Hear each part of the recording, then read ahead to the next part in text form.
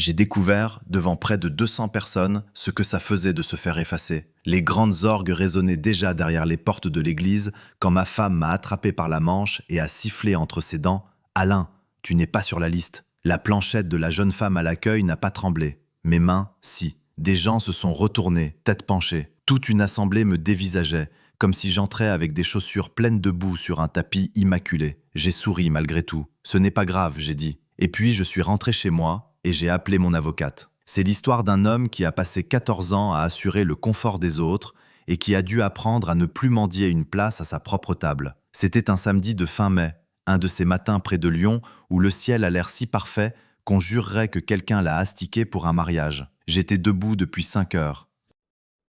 Une vieille habitude. Même à la retraite, mon corps se réveille encore comme si un chantier m'attendait.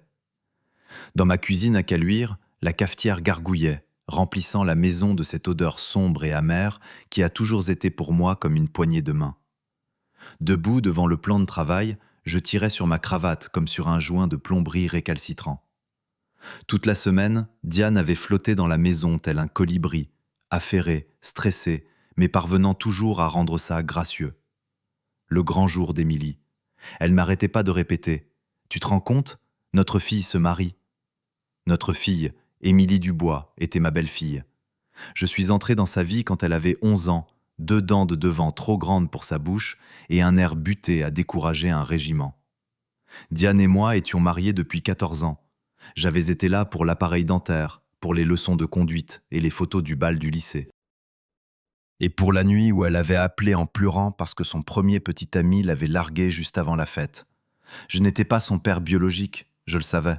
Je n'ai jamais essayé de prétendre le contraire. Mais j'étais l'homme qui était venu quand son pneu avait éclaté sur l'autoroute A7. J'étais l'homme qui avait attendu dans la salle d'attente quand on lui avait arraché les dents de sagesse. J'étais l'homme qui avait signé un chèque pour son IUT parce que Diane m'avait dit « Alain, ça nous aiderait tellement ».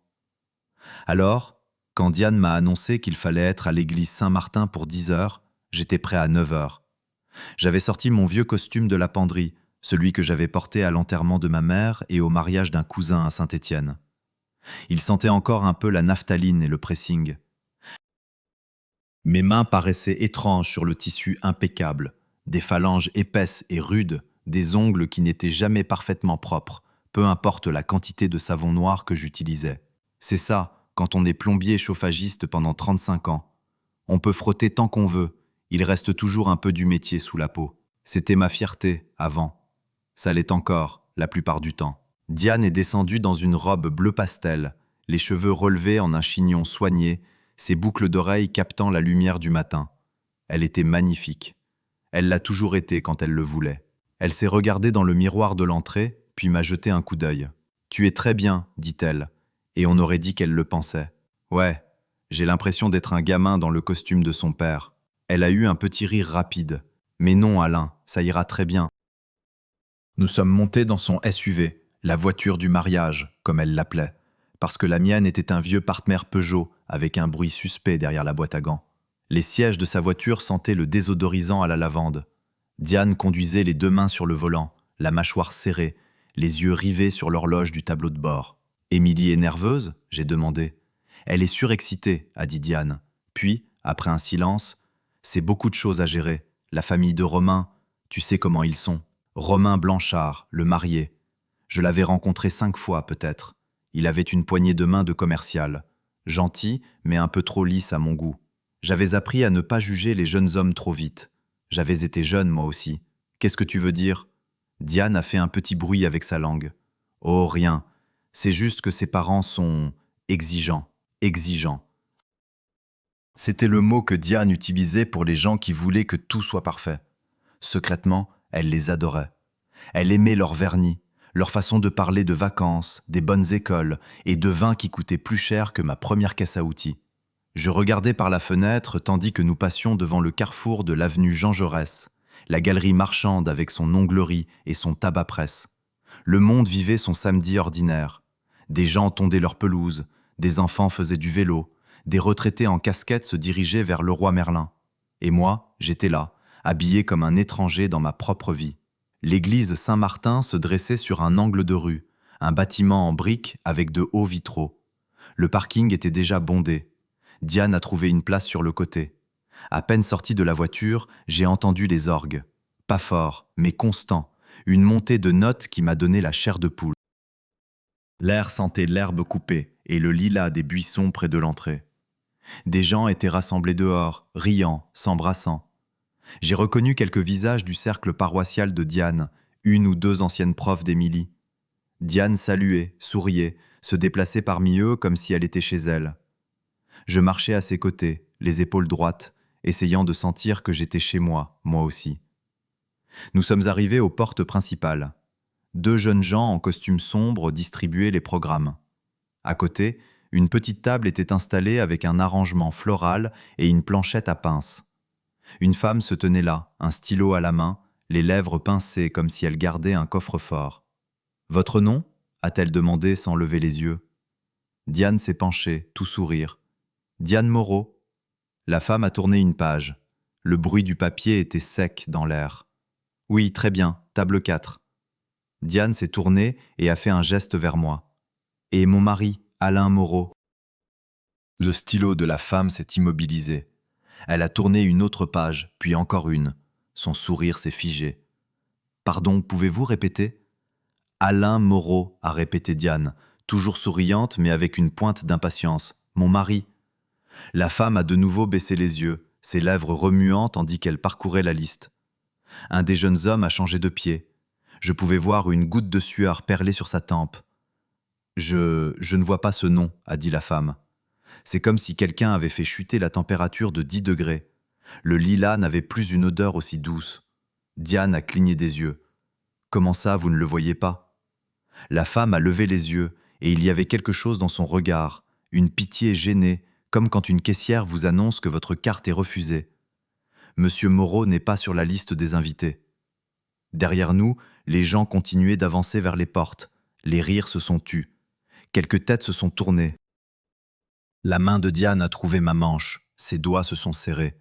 « Comment ?» a-t-elle murmuré, la voix tendue. « Tu n'es pas sur la liste ?»« Il doit y avoir une erreur. » L'autre jeune homme s'est raclé la gorge. « Madame, nous devons nous en tenir à ce qui est écrit ici. » J'ai senti mon visage chauffer. Pas de colère, de honte. Comme quand on trébuche en public et qu'on fait semblant de l'avoir fait exprès. J'ai vu Marc Fournier, un ancien client de Villefranche, quelques pas en arrière. Je lui avais changé son compresseur de clim 2 étés plus tôt. Il m'avait serré la main en m'appelant son sauveur. Maintenant, il m'a regardé, puis a détourné les yeux, comme si ma honte était contagieuse. Quelqu'un a chuchoté « C'est son mari ?» Une autre voix, plus basse « Je croyais… Alors pourquoi il ne rentre pas ?» Les ongles de Diane s'enfonçaient dans ma manche. « Alain » a-t-elle répété, comme si le simple fait de le dire pouvait changer la liste. Pendant une demi-seconde, ma poitrine s'est serrée si fort que j'ai cru que je ne pourrais plus respirer. Une envie d'enfant a hurlé en moi. C'est ridicule, j'ai payé pour la moitié de tout ça. Mais je n'ai rien dit. J'ai entendu la voix de mon père il y a longtemps. Ne fais pas de scandale, règle ça discrètement. Alors j'ai souri, un sourire qui devait paraître bien étrange. Ce n'est pas grave. Les yeux de Diane m'ont foudroyé. Alain, non, c'est rien, j'ai répété plus doucement. Je ne veux pas bloquer le passage. Soulagé, le jeune homme a hoché la tête. La femme à la planchette a laissé échapper un petit souffle. Diane s'est penchée vers moi, la voix basse et tranchante. Passe par le côté, je vais parler à quelqu'un. Ce n'est pas normal. J'ai acquiescé, comme si je la croyais, puis j'ai reculé. À l'intérieur, les orgues ont repris de plus belle. Je me suis éloigné, sans courir, sans taper du pied. J'ai descendu les marches de pierre comme un homme qui quitte un magasin de bricolage avec la mauvaise pièce. Une pluie fine avait commencé à tomber, mouchetant la veste de mon costume.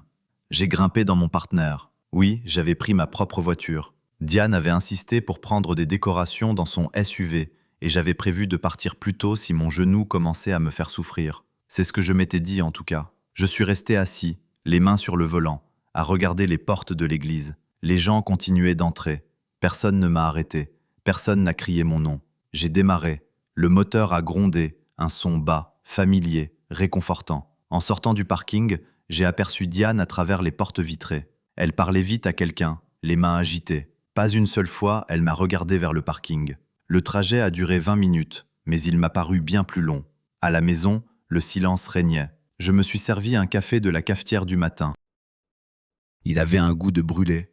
Je l'ai bu quand même, assis à la table de la cuisine, à fixer les veines du bois comme si elles pouvaient m'expliquer ce qui venait de se passer. Mon téléphone a vibré. Un message vocal. Diane. J'ai appuyé sur lecture. Sa voix était haletante, précipitée. « Alain, bon, tu es rentré, hein? Écoute, ne parle à personne, d'accord? C'est compliqué. Reviens juste plus tard, après la cérémonie. On parlera ce soir. Compliqué. » Mon estomac s'est noué. Je suis allé jusqu'au placard de l'entrée où je gardais mes vieilles archives professionnelles. Devis, factures, garanties. Et tout en bas, un dossier que j'avais étiqueté au marqueur noir des mois plus tôt. Mariage, Émilie. Je l'ai sorti et l'ai posé sur la table. À l'intérieur, il y avait des copies de chèques, des reçus d'acompte, une chaîne de mails avec le loueur de la salle, et un contrat que j'avais signé sans trop réfléchir parce que Diane m'avait dit « Ils ont juste besoin d'un signataire responsable. » Responsable. J'ai tourné jusqu'à la page des signatures. Elle était là, à l'encre bleue. Alain Moreau. Mon nom était sur les papiers, juste pas sur la liste. Je me suis adossé à ma chaise. Le café refroidissait. La pluie chuchotait contre la fenêtre. Et pour la première fois en 14 ans, je ne me sentais pas comme un mari. Je me sentais comme un outil qu'on avait utilisé puis rangé. J'ai repris mon téléphone. Je n'ai pas rappelé Diane. J'ai appelé maître Marion Leclerc, l'avocate qui s'était occupée de la vente de mon entreprise. Elle a répondu à la 3e sonnerie, sa voix calme, comme si elle avait passé sa carrière à attendre les ennuis. « Maître Leclerc, j'ai dit, la gorge serrée, c'est Alain Moreau. J'ai besoin d'y voir clair, et j'en ai besoin aujourd'hui. » Le dossier était plus épais que prévu. Diane s'était moquée de moi plus d'une fois. « Tu n'as pas besoin de garder chaque bout de papier, Alain, ce n'est pas un chantier. » Peut-être pas, mais c'était mon argent, mon nom, ma signature. Sur la première page, la copie carbone d'un chèque, 6 000 €, à l'ordre de la salle de réception de la paroisse, l'acompte. Je me souvenais l'avoir signé à cette même table, Diane penchée près de moi, tandis qu'Émilie parlait avec excitation au téléphone. « C'est bon, Alain s'en occupe », avait dit Diane. Dessous, il y avait la facture du traiteur de Vienne, un autre chèque, une autre signature, la mienne. Puis la facture de la boutique de robes à Lyon, ma contribution, comme Diane l'avait appelée. Pas la totalité, juste un coup de pouce. Je me souvenais m'être tenu sur le seuil de la boutique, entouré de dentelles et de miroirs, me sentant complètement déplacé pendant qu'Émilie tournoyait dans une robe qu'elle adorait. Elle m'avait serré fort dans ses bras. « Merci, Alain. »« Alain. Jamais papa. Mais pas rien non plus. Du moins, c'est ce que je croyais. » Mon téléphone a vibré à nouveau. Un texto de Diane. « S'il te plaît, ne rends pas les choses plus difficiles. » Pire que quoi? Pire que de m'entendre dire que je n'existais pas? Je n'ai pas répondu. Au fond du dossier, il y avait une impression de mail que j'avais presque oublié. Objet, logistique mariage. Une phrase m'a sauté aux yeux, un crochet planté juste derrière les côtes. Maman s'occupe de tout ce qui concerne les invités, donc ne te préoccupe pas de ces détails. Émilie avait envoyé ça 3 mois plus tôt. Sur le moment, je n'y avais pas prêté attention. Mais en le relisant maintenant, ça sonnait différemment. Étais-je passé si doucement de famille à détail? La pensée m'a fait mal. J'ai attrapé mon téléphone et j'ai appelé un nom que je n'avais pas composé depuis longtemps, Franck. On avait travaillé ensemble pendant des années. C'était le genre de type qui vous disait la vérité, que vous vouliez l'entendre ou non. « Alain, qu'est-ce qui se passe? T'es pas à un mariage aujourd'hui ?» J'ai dégluti. J'y étais. Il y a eu un silence. Ça ne sent pas bon, ça. Je lui ai tout raconté. Quand j'ai eu fini, il a laissé échapper un long soupir. « Ils t'ont rayé de la carte, mon pote, c'est tout. » « C'est sûrement une erreur, j'ai dit, par réflexe. »« Foutaise, » a répliqué Franck. « Une erreur, ça se corrige. La tienne, non. » « Je ne veux pas être ce type, Franck. Le mec aigri qui fait toute une histoire pour un bout de papier. » Franck a reniflé. « Ce n'est pas le papier le problème, Alain.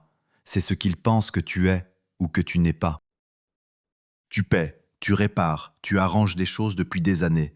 À un moment, les gens finissent par croire que c'est comme l'air qu'on respire. On ne le remarque que quand il n'est plus là. Qu'est-ce que je suis censé faire?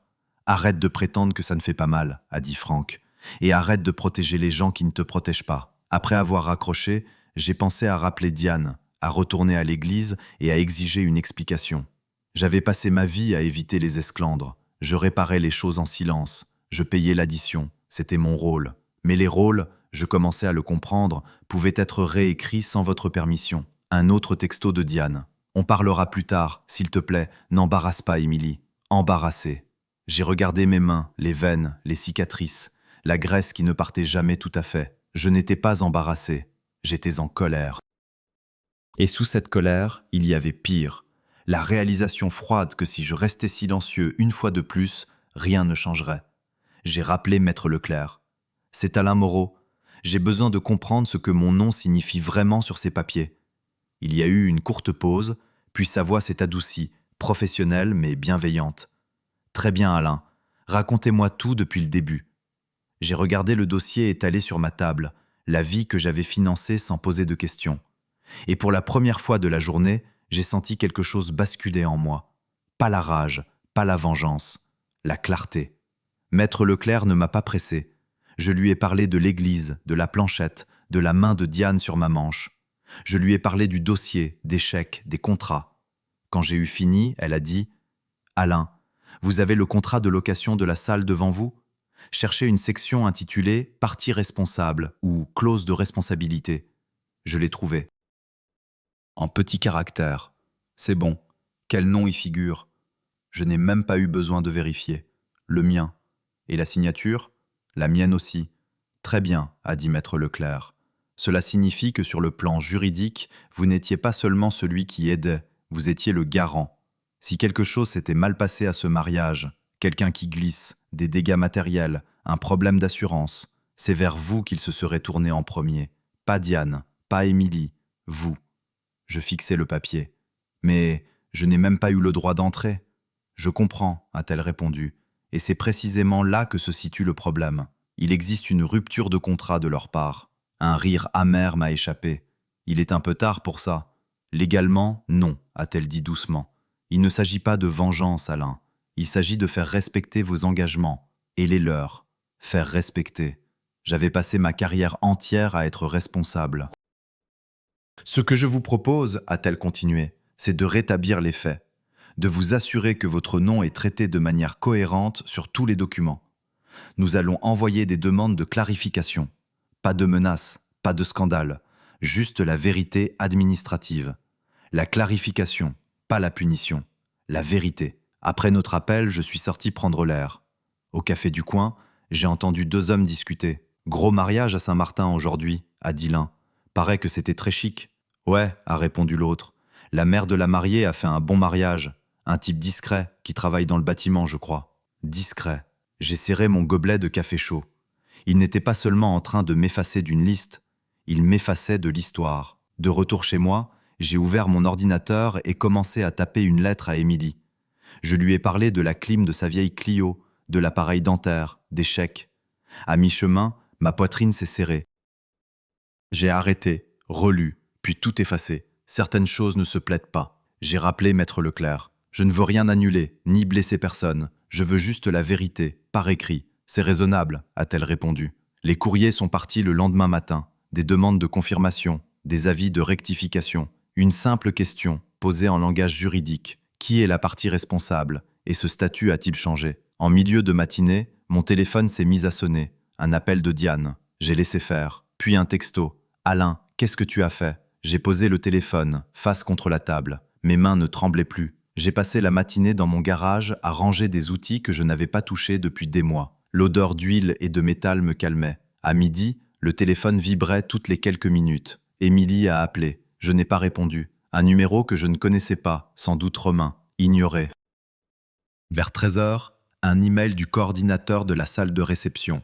Objet, demande de clarification, responsabilité de l'événement.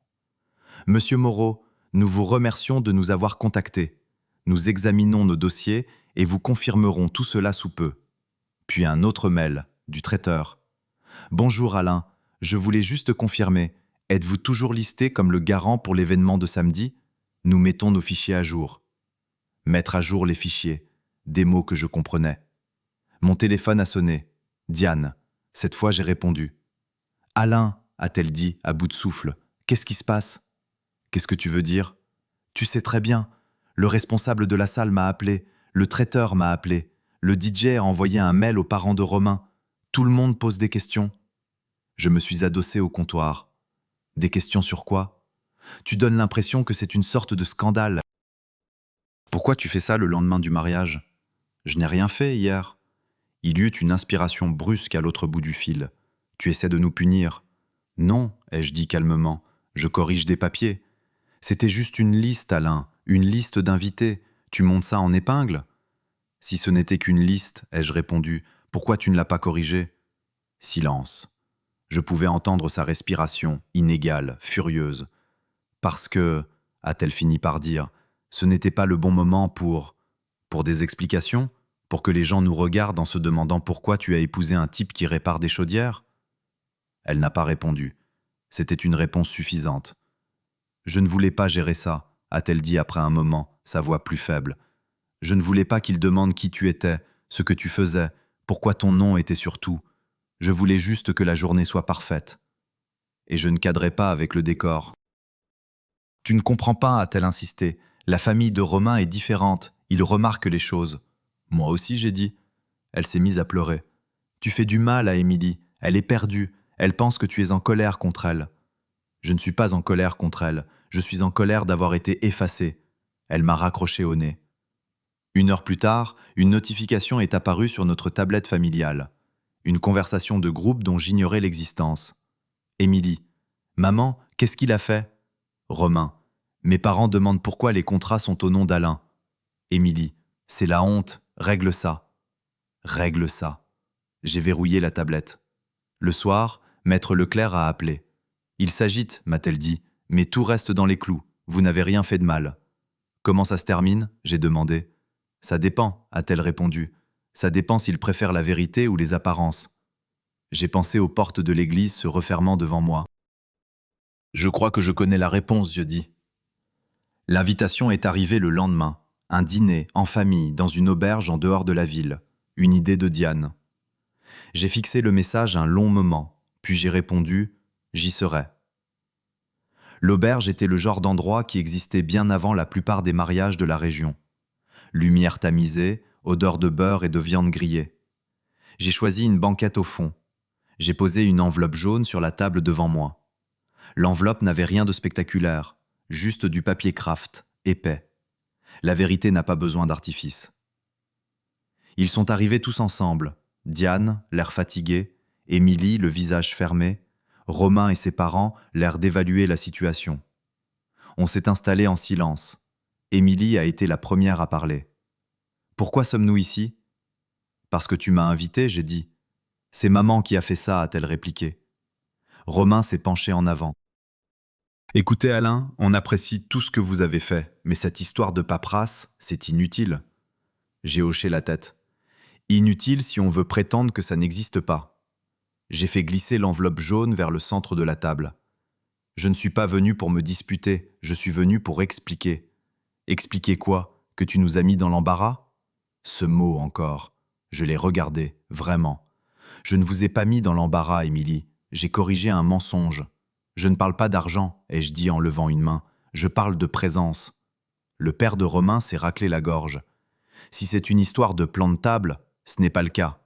J'ai ouvert l'enveloppe. J'ai sorti la première feuille et l'ai posée à plat. Ça, c'est le contrat de la salle, page 3, signataire responsable, mon nom, ma signature. Émilie a fixé le document, puis a levé les yeux vers sa mère. « Maman ?» Diane a détourné le regard. J'ai sorti la page suivante.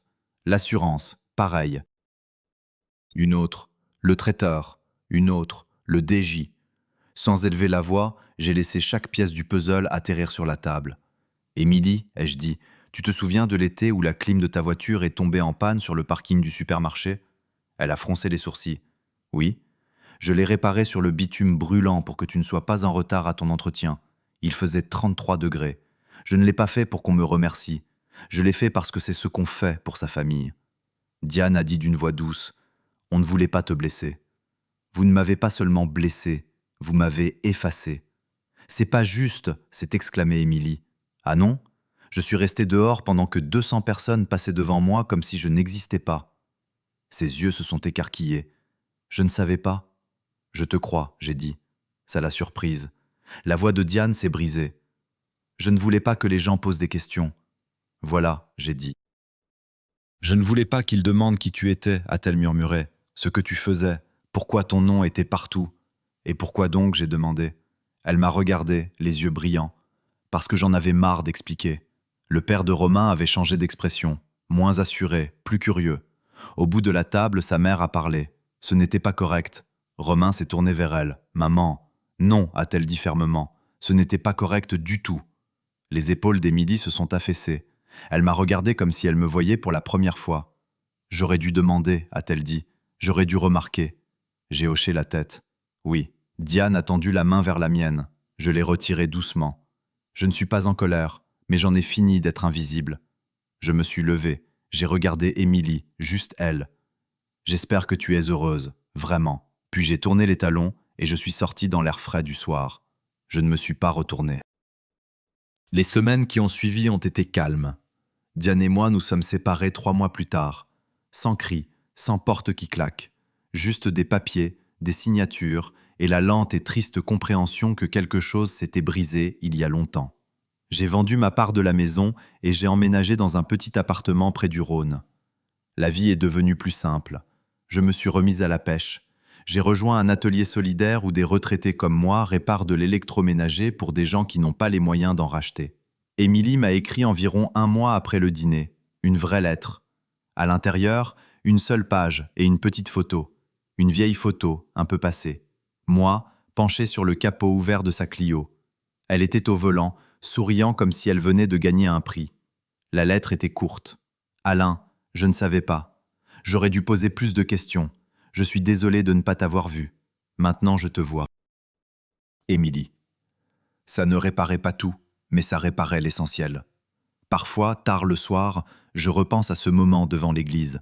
La planchette, les chuchotements et la façon dont j'avais souri en disant « ce n'est pas grave ». Et je réalise quelque chose d'important.